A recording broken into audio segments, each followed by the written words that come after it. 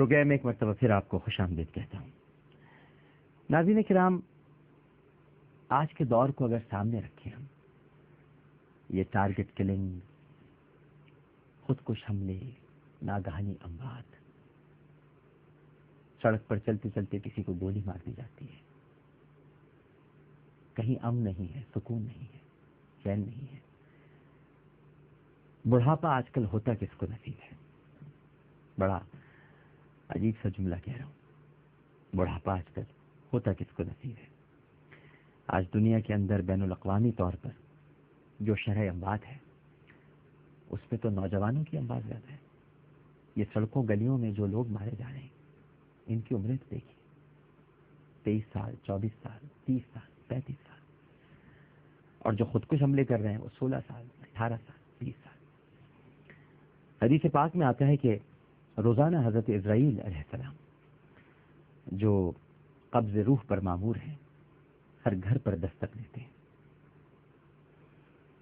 اور فرماتے ہیں کہ اے گھر والوں، کیوں غفلت میں پڑے ہوئے ہو؟ ان قریب میرے ساتھ تمہارا سابقہ پڑھنے والا ہے، ان قریب۔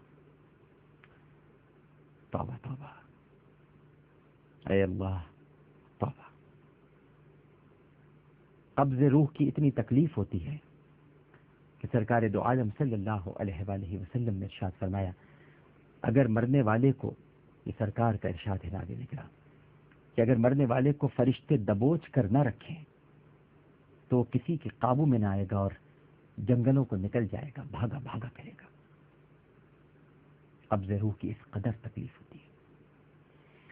ایک اور روایت میں آتا ہے ناظرین کرام کے نبی کریم صلی اللہ علیہ وآلہ وسلم کا ارشاد پاک ہے کہ روح قبض کرنے کی اتنی تکلیف ہوتی ہے کہ اگر 1000 تیز دھار کی تلواروں سے یک بارگی حملہ کیا جائے اور اس کو ٹکڑے ٹکڑے کر دیا جائے تو وہ تکلیف نہیں ہوتی جو تکلیف روح قبض کرنے کی تکلیف ہوتی ہے۔ یہ فرشتے دبوچ لیتے ہیں۔ تبھی آپ نے سوچا کہ دم کیسے نکلے گا؟ آسانی سے نکلے گا یا مشکل سے نکلے گا؟ اور اگر کلمے کے ساتھ رخصتی چاہتے ہیں، جو ہم سب چاہتے ہیں، میں بھی چاہتا ہوں، آپ بھی چاہتے ہیں، تو پھر اس کا انتظام کیا ہے؟ کوئی انتظام کیا بھی ہے کہ نہیں کیا ہے؟ رمضان المبارک کا مہینہ ہے، بتائیے ہے کوئی انتظام؟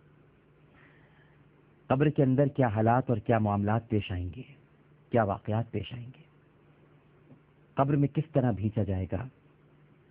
نکیرین کے سوالات کس طرح ہوں گے؟ پرچہ تو آؤٹ کر دیا گیا ہے۔ کبھی تیاری کی ایسے پرچے کی؟ کوئی ہے تیاری؟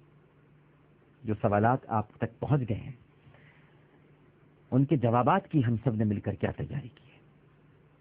8 سوال ہوں گے، 8 سوال پہ فیصلہ ہو جائے گا۔ 3 قبر کے سوال ہیں ناظرین کرام، اور 5 سوال قیامت کے میدان کے، بس۔ اور سپلیمنٹری نہیں ہوگی، نو سپلیمنٹری۔ کوئی ضمنی پرچہ نہیں ہوگا، کوئی ضمنی امتحان نہیں ہوگا، فیصلہ ہاتھ در ہاتھ ہوگا، کوئی رو رعایت نہیں ہوگی۔ بخشش کے مواقع دے دیے گئے، ایسی راتیں دے دی گئی جن راتوں میں اس وقت آپ رمضان المبارک میں جی رہے ہیں۔ بڑے خوش قسمت ہیں ہم لوگ کہ ہمیں رمضان المبارک ملا۔ ایسے مہینے دے دیے گئے، رجب جیسے مہینے، شعبان جیسے مہینے، رمضان جیسے مہینے، ربیع الاول جیسے مہینے، محرم جیسے مہینے، ذی الحج جیسے مہینے۔ مغفرت عام کر دی گئی۔ اب بتا دیجئے کہ کیا چاہتے ہیں؟ یہ بھی بتلا دیا کہ سوال کیا ہوگا۔ قبر میں 3 سوال ہوں گے اور قیامت کے میدان میں 5 سوال ہوں گے۔ بس ان سوالات کی تیاری کر لیجئے، یہی تو کرنا ہے۔ سب کچھ اسی میں بھائی۔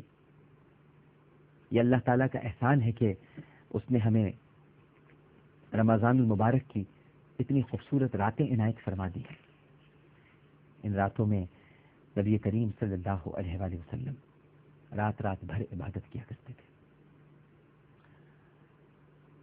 قیام اللیل، رات رات بھر ختم مرتبت صلی اللہ علیہ وآلہ وسلم اپنے رب کے حضور کلمہ استغفار پڑھتے تھے، جو کہ معصوم عن الخطا ہے، جن کے بارے میں یہ تصور بھی بڑے ادب کے ساتھ عرض کروں کہ کفر ہے کہ آپ سے کوئی خطا سرزد ہو گئی، کفر ہے یہ تصور بھی، لیکن اس کے باوجود آپ استغفار کرتے ہیں امت کی تعلیم کے لیے۔ اور بعض روایتوں میں آتا ہے کہ جب آدمی صدق دل سے گناہوں کا معترف ہو کر شرمندگی اور ندامت کے ساتھ دو رکعت نماز توبہ اس طرح پڑھتا ہے کہ پہلی رکعت میں قل یا ایھا الکافرون اور دوسری میں قل ھو اللہ احد، اور پھر سلام پھیرنے کے بعد التحیات کی ہیئت میں بیٹھا رہتا ہے اور 70 دفعہ اپنے گناہوں پر استغفار کرتا ہے کہ استغفر اللہ واتوب الیہ، استغفر اللہ واتوب الیہ، استغفر اللہ واتوب الیہ، تو وہ مصلی سے اٹھنے بھی نہیں پاتا کہ اس کی اور اس کے ماں باپ کی مغفرت کر دی جاتی ہے اور جنت کا فیصلہ سنا دیا جاتا ہے۔ بعض روایتوں میں نبی کریم صلی اللہ علیہ وآلہ وسلم ارشاد فرماتے ہیں کہ گناہوں سے توبہ کرنے والا تو ایسا ہے کہ جیسا اس نے گناہ کیا ہی نہ ہو۔ توبہ کے لیے 4 باتوں کی ضرورت ہے ناظرین کرام۔